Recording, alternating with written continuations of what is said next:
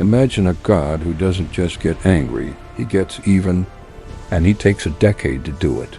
While the other Olympians were busy with wars and nectar, Poseidon was focused on a single wooden boat tossing in the middle of the Ionian Sea. He wasn't trying to sink it immediately.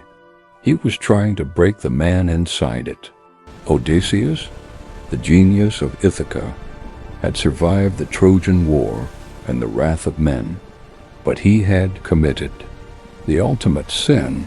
He had blinded the son of the sea god and then had the audacity to shout his own name into the wind. This wasn't just a punishment.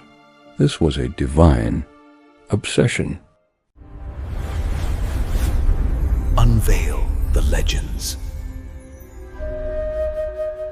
Most people think the Odyssey is a story of adventure. It's actually a horror story about what happens when you become the personal project of a deity with an infinite memory. Poseidon didn't just want Odysseus dead. He wanted him erased. He wanted him to watch every friend, every soldier, and every hope drown in the salt water before the abyss finally claimed him. Today, we're looking at the most high-stakes game of cat and mouse in mythology.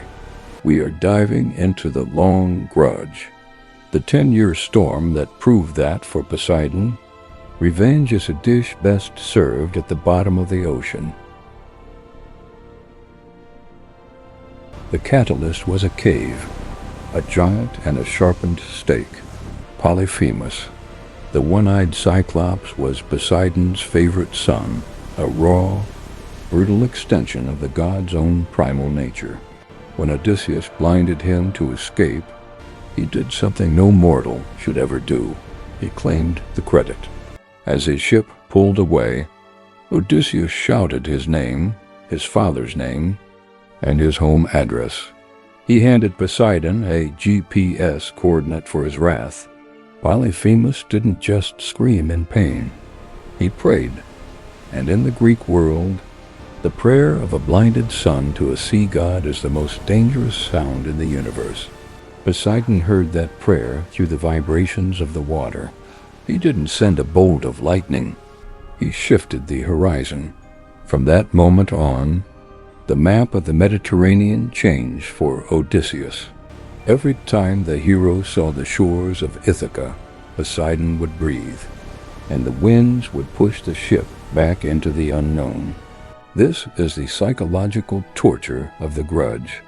Poseidon wasn't just a physical barrier. He was a master of the near miss. He let Odysseus see home, just so he could feel the crushing weight of losing it all over again. The mystery lies in the why. Why didn't Poseidon just open a whirlpool and end it in the first week? Because a quick death is a mercy, and Poseidon is not a god of mercy. He is a god of the slow crush. He wanted Odysseus to suffer the isolation of the deep. Think about it. Over 10 years, Odysseus lost everything.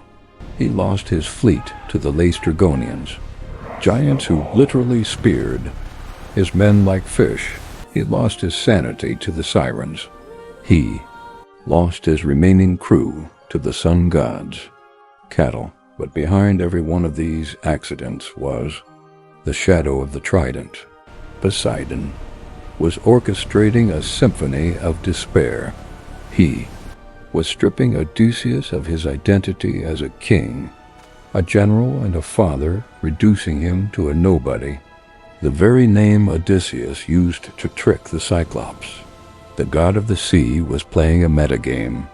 If Odysseus wanted to be no one, Poseidon would make sure the world treated him like it. The waves weren't just water.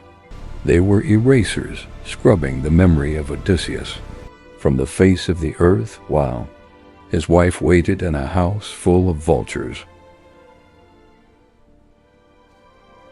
There is a strange moment in the story where Poseidon goes to visit the Ethiopians for a feast.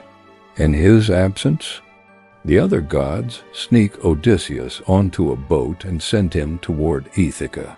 When Poseidon returns and sees the mortal pest almost home, his reaction is terrifying. He doesn't just get mad. He turns the sea into a mountain range. He smashes Odysseus's raft with a wave so massive it felt like the sky was falling. This reveals the stalker nature of the god. He wasn't just monitoring the sea.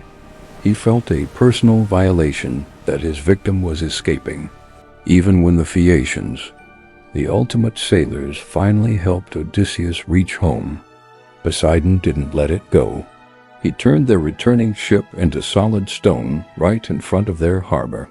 He wanted a permanent monument to his anger, a warning to anyone who dared to interfere with his private vendetta. To Poseidon, the entire sea was a courtroom, and he was the judge, the jury, and the executioner. But the mystery of the grudge has a final, haunting twist. Even after Odysseus made it back to Ithaca and reclaimed his throne, his journey wasn't over.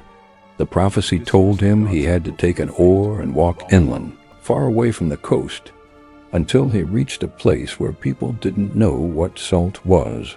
He had to find a people who mistook his oar for a winnowing fan used for grain. Only there, in the heart of the dry earth, could he plant the oar and sacrifice to Poseidon to finally end the grudge. Why? Because Poseidon demanded that his power be acknowledged even where his waves couldn't reach. He wanted his name spoken in the dust. The 10-year chase wasn't just about a blinded Cyclops. It was a divine branding campaign. He forced the smartest man in the world to become his missionary. He broke the ultimate sailor until the man feared the very sound of a wave. That is the true scale of a Poseidon grudge. It doesn't end when you reach land. It ends when your soul is as salty as the sea. Today, we use the word Odyssey to describe a long journey, but we should use Poseidon to describe the obstacles. The story of Odysseus is the story of a man trying to outrun a shadow that owns the floor he walks on. It reminds us that in the ancient world, the sea wasn't just a place, it was a witness. The grudge ended 3,000 years ago, but the lesson remains. Don't shout your name at the ocean. Don't brag to the horizon, because somewhere beneath the whitecaps, there is a God who is nothing but time, a long memory, and a trident that can reach you no matter how far inland you run. The sea is still waiting for the next Odysseus to think he's smarter than the tide.